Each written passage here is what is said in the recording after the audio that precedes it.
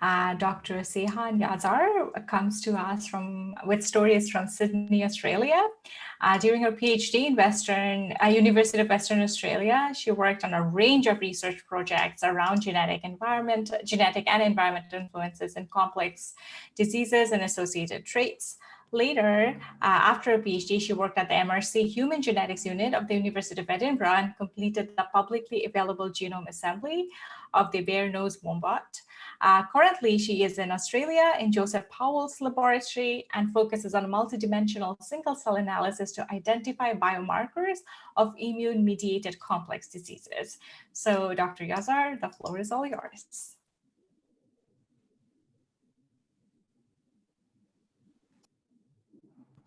Thank you very much. Good afternoon, everyone, and I hope you're enjoying the meeting. We had a fantastic series of talks today, and Deepa's talks was great as well. And with that, I would like to thank all the organizers for this virtual meeting.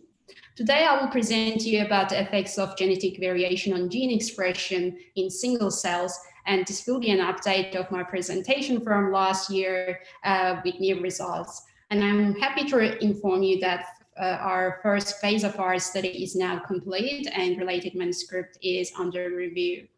And first, I would like to recommend you 2 articles on genetic variation, and I hope you will understand why it's important to think of genetic diversity in the HCA Asia. And Deepa actually mentioned the first paper that I wanted to touch on. This is the first paper relates to an idea that actually we had at the end of 2019 HCA Asia meeting in Singapore. And I'm very glad to see that somebody else actually had the time and effort to write a piece on this issue. So basically for 20 years, we have been using genome-wide association studies known as GWAS to identify a connection between genetic variants and disease. 78% of the data used in GWAS come from predominantly European descent, even though they only make up the 16% of the global population. But we are improving. In 2009, this percentage was about 96%. So a gap has been closed by a recent increase in genetic studies of Asians, who now represent about 10% of the GWAS subjects. But other populations are still underrepresented, unfortunately. The second paper was published early this year in March, in which authors sequenced 929 genomes from 54 geographically distinct populations. On the right-hand side, you are seeing a table listing the populations included in this study. On the infograph here, we see the approximate amounts of 4 different classes of genetic variation found in different geographical regions, showing the diversity in human genomics. At the end of the paper, the authors actually have a proposal. They say that producing high coverage genome sequences for at least 10 individuals from each of the approximately 7,000 human linguistic groups would not be an ambitious goal for human genomics community. And it actually would be a great contribution to our ongoing medical and national genome projects. And I'm I do agree with this. And so it is great to see the efforts by the Genome Asia 100K and IDA projects.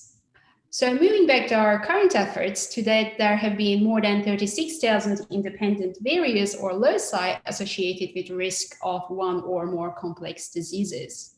Most of these risk variants lay outside of protein coding regions, but play a role in gene expression. Expression quantitative trait loci studies has been useful identifying these risk variants. Basically, in this technique, we are comparing the transcript abundances of individual genes in each individual with different genotypes. From the bulk RNA sequencing EQTL studies, we know that the same SNP could have an opposite effect on expression of the same gene in different tissues, as we see in this example. The T allele of this SNP increases the gene expression of SELRS1 gene in liver, while it decreases in blood. What about different cell types within a tissue? How inter-individual variation affects expression of a gene within a single cell type, and as a consequence, result in complex disease and trait as a whole? To answer this question, we focused on blood as our tissue and autoimmune diseases as our phenotypes. So we collected samples from more than 1,000 individuals and generated 75 pools, each including up to 16 individuals. Samples were sequenced using 10x genomics 3' version 2 kits. And here you see the great team who actually collected all these samples and did all the data processing. Almost all of our participants had a Northern European ancestry, with the exception of like a few individuals we see here. We demultiplexed and removed all the doublets within each pool using the muxlet and scrublet. And after this QC step, we had average of 1,300 individual cells per participants, ranging from 62 to 3,500 cells. Then our very talented PhD student, Jose Alquaira, classified cells into 14 unique cell types using supervised and unsupervised approaches, which he developed in a separate tool. Here you see a UMAP of around 1.3 million PBMCs across all individuals with 14 transcriptionally distinct populations. Recently, Jose developed another great tool called Nebulosa, which is helpful to visualize data from single cells based on kernel density estimation. And here we see the density plots of 9 differentially expressed canonical markers of peripheral immune cells. And both of these packages are available on GitHub if you like to use. So to understand how genetic variation between individuals influences gene expression in a single cell type's specific manner, we perform conditional cis-eqTL analyses between the genotypes of SNPs within the 2 megabase pair of a gene's transcriptional start site and the expression of the genes in each of the 14 cell types. And in total, we identified approximately 25,600 eqTLs. The number of eqTLs varied between cell types, as you see here, highest being in the CD4 positive T cells, naive and central memory subtype, and lowest in plasma cells. We see an upset plot here, and the majority of eqTLs identified were actually found in one single cell type, which shows that cell specificity. But there were ones that are identified in 2 or more. And here we see the ones we identified in 2 cell types. Next, we looked at the effect of genetic variation on immune regulatory pathways. So as an example, a well-known gene cell produces proteins important in migration of leukocytes in secondary lymphoid organs and inflammation sites. So SNPs in this gene have been associated with various diseases previously.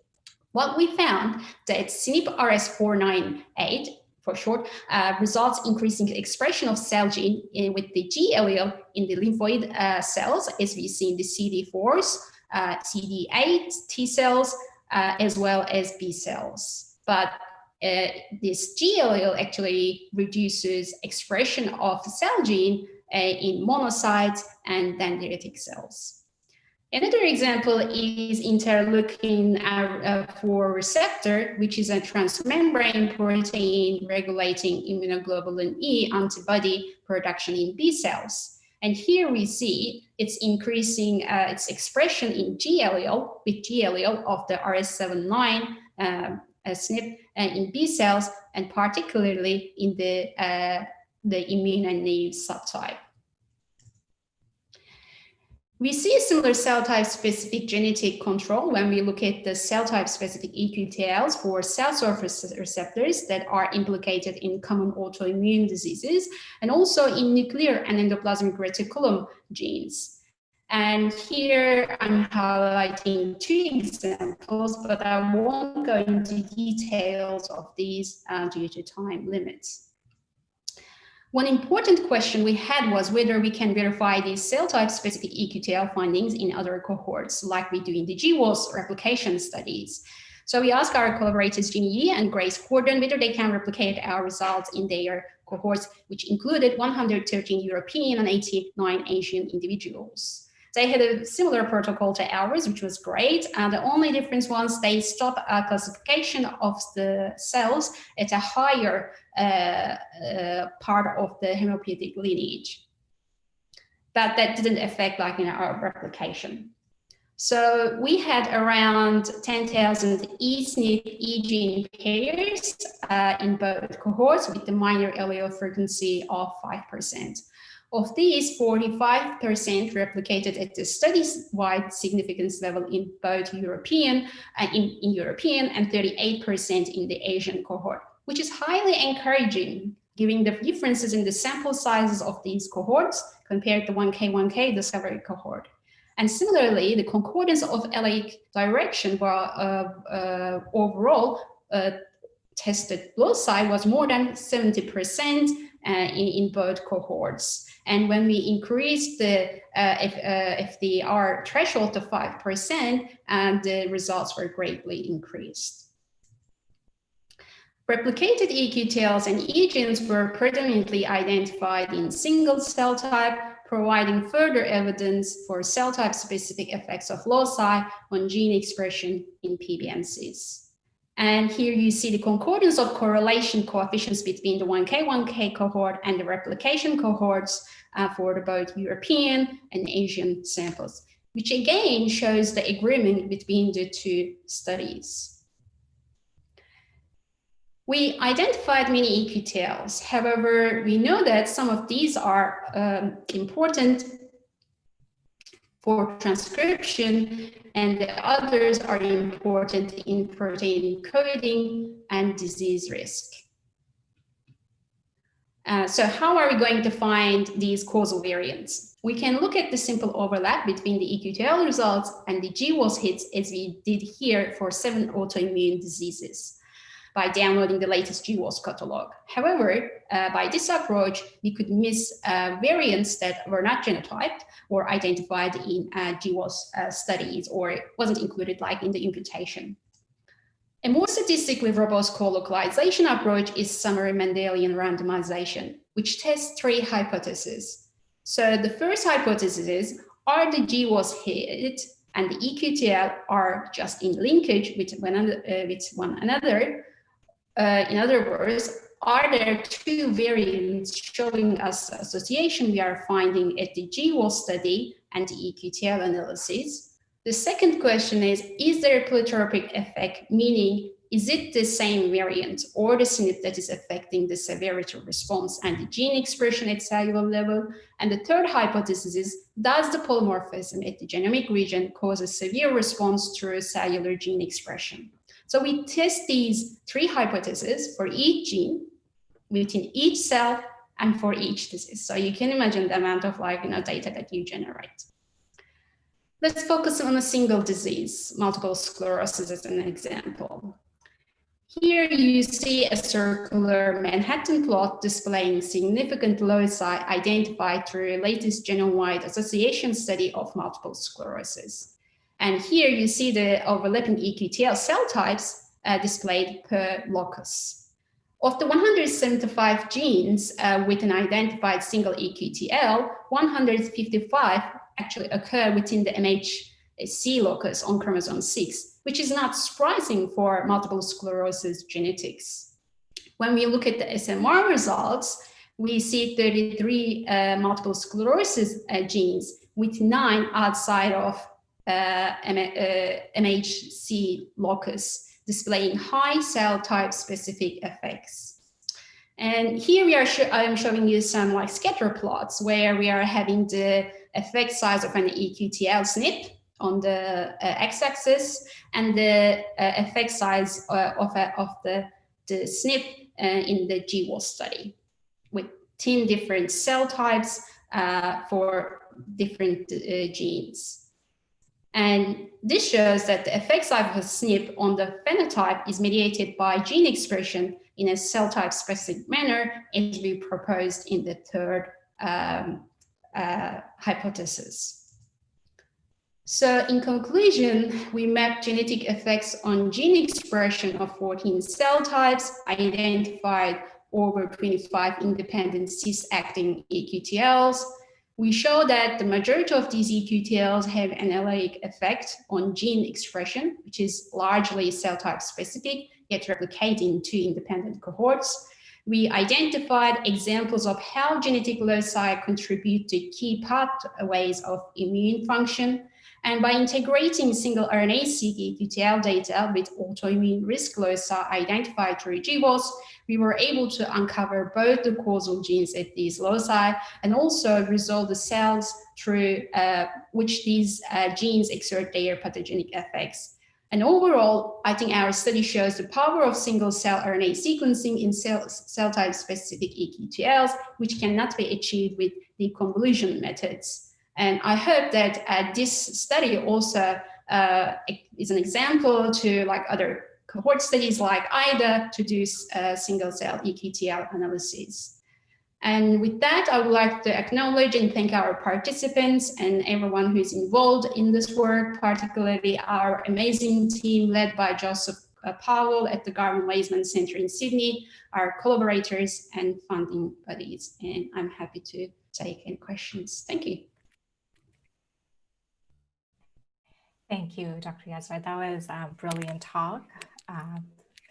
Thank you for that. We already have one long question for you.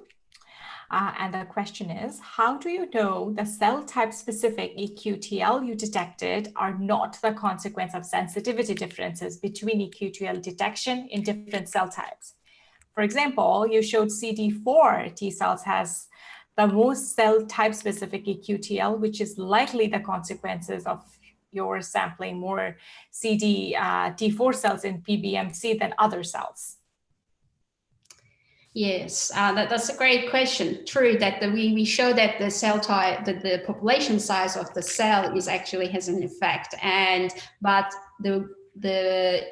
when we look at the replication results, we do not see that, like, having an effect on the replication of the cohorts, which shows that although that the population size of the cell cluster has an effect on EQTL identification, it's not really having an effect on true identification. But of course, this is the first study of its own, and we need to replicate these studies in other cohorts. So it will be great to see what we can see in the IDA when the data becomes available. Right. So the person who asked the question asked back a question saying the replication cohort will have the same problem. Do you think so? Well, there are some caveats to all these things, but the good thing is when we look at the GWAS results, when we do the overlaps, we are able to identify the causal link, and that's, I think, the whole point of the studies. Of course, we are not going to be able to find all the synods causing the disease, but if we are going to identify the most important ones, which we are trying to do, I think that's solves our problem to an extent. Right. Thank you. So we still have a few minutes for some more questions, and you have a comment saying great talk. While we wait for the speakers, for the audience to type more questions, I do have one generic question. So, you started off your talk talking about that cell paper on lack of diversity. So if we come back to your talk where you have taken a different set of samples that have historically been looked at, and you take this results and compare it to what was known, was anything known globally from the global population or from the Western population? And can you compare your results and show that, yes, look, there are differences between populations? Are we there yet? No, unfortunately, no. This is why I think it's really important for the HCA community to actually come together and establish new cohorts where because all of these studies require some background work. I think having these like European samples is a great way for us to actually develop the methods and identify the statistical ways to actually analyze this data, find the caveats that we just mentioned, and then to see how things gonna go in other cohorts. So we are not there yet, but I think because we have the past experience, we learn from those, and I think we are going more strong to future research. Thank you so much. Yeah, I have a question. So Seyhan, firstly, truly incredible pulling off such a big cohort. It's just off the charts. Excited to see it come out and digest all the information there. I have a question. So in the context of this session, which is the genetic diversity session, what are your plans for diversifying your cohort for version 2? Well, what we would like to get the second phase of our work will perhaps focus on disease cohorts to actually to relate this back. But the other aspect that we would like to do at the Garvan Institute is actually with our new group in population genomics to actually do this for the other populations, minorities within Australia.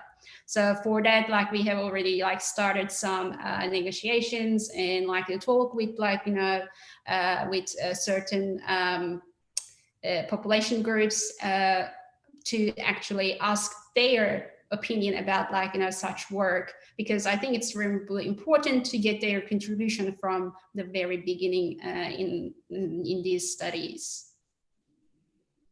Absolutely. So you brought up the issue of equity and involving the communities in the research and so on.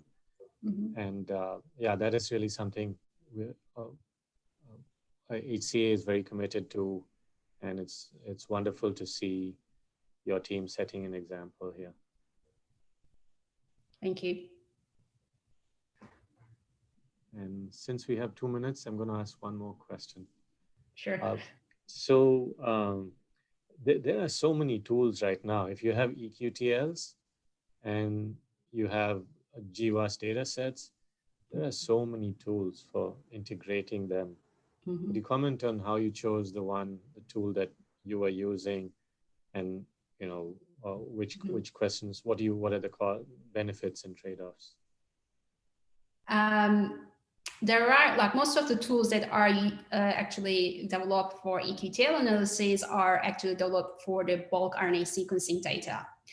And I think that we should be a bit careful because single cell data is different. And when we look at the distributions, how each gene expressed within each cell for each individual there are so we did a lot of exploration in the past 2 years, that I must say.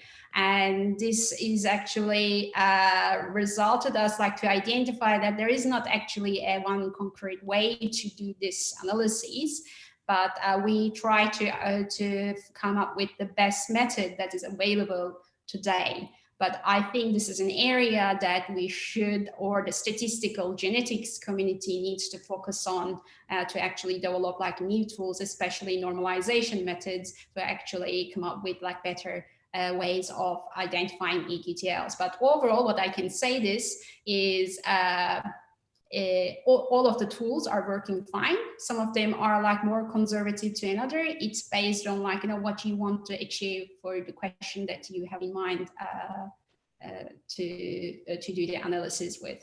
So. Absolutely.